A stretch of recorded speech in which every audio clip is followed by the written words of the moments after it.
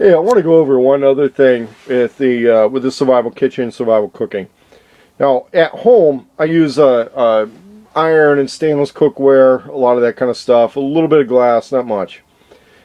Out here in a camper, I have some things stored, not a lot, because my plan would be I'm still going to bring some stuff from home before I hook this thing up to the truck and go somewhere. But for dishes, okay, I don't want to bug out with dishes. I'm going to leave them in the rig. And for what I've chosen for dishes, cups, and stuff like that is stainless steel.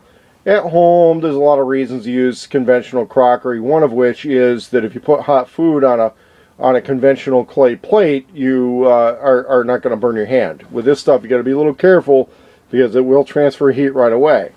The good news about this stuff is you can cook in it in a pinch. So if for example, I don't keep pots and pans out here, if for whatever reason I had to get out here and I didn't have pots and pans, I could cook in these bowls. I can fry on one of these dishes. It's real tricky because there's a lot of heat transfer that happens right away.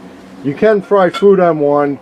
I use one at home in a broiler, and it works. Now, for me, I also, because my long-term storage food for the most part involves reconstituting something that's been dehydrated, I want to have multiple options for boiling water. Stainless tea kettle is a no-brainer, but believe it or not, these things can be a little tricky to find that are all stainless steel with the absolute minimum of plastic or wood or other materials involved. I wanted one where the entire hinge material was metal. I'd really like one where the entire handle is metal, and I'd like one that's bigger, that's all metal with no plastic involved. This bottle here is not insulated, and most of them are, but this one was not insulated. I would expect that a lot of this printing or whatever would burn off if I just jam this thing in a bunch of campfire coals, but it's an option for getting water hot, although since there's no handle, I would probably need to handle it with a glove. Also, if I were boiling it, I'd be doing it without the lid. This also could possibly be painted black and then used in a solar situation with a Fresnel lens. You can go over to Dan Rojas and his greenpowerscience videos, see some stuff where they do something like that. Basically, one of these things painted black, Fresnel lens focus on it, and that's how we can boil water. Although, you got to understand, Dan Rojas is in Florida, I'm in Oregon, we just don't get that kind of sunlight here.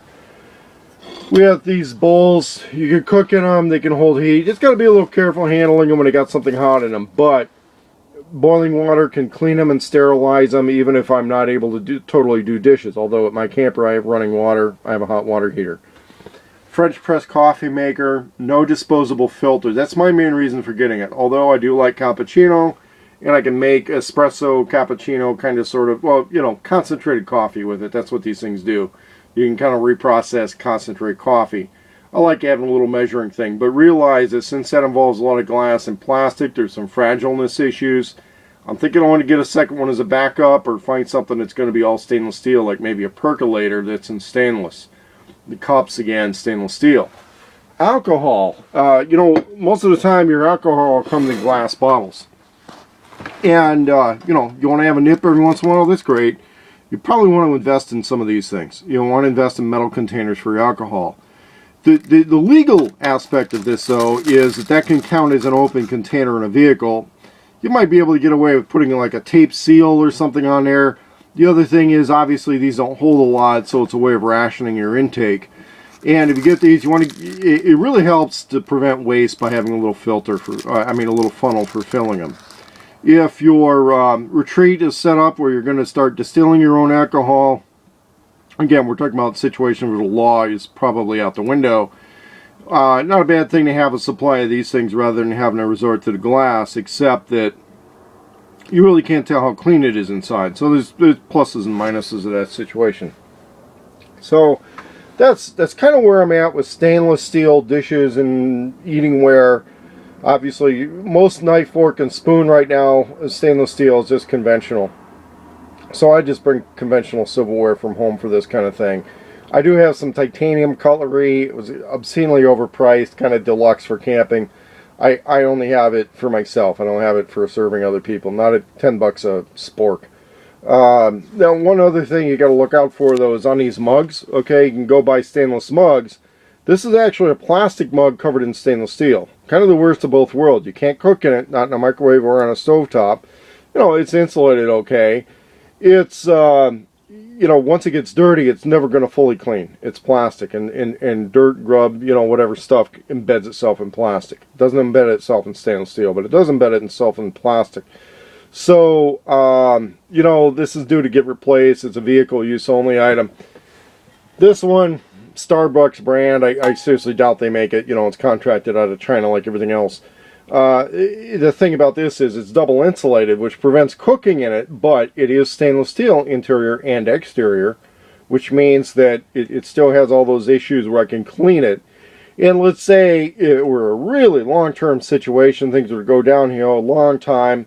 The handle might eventually rot or break off, but I still have an insulated cup. I can still pick this up by the cup, and the handle isn't that big of an issue.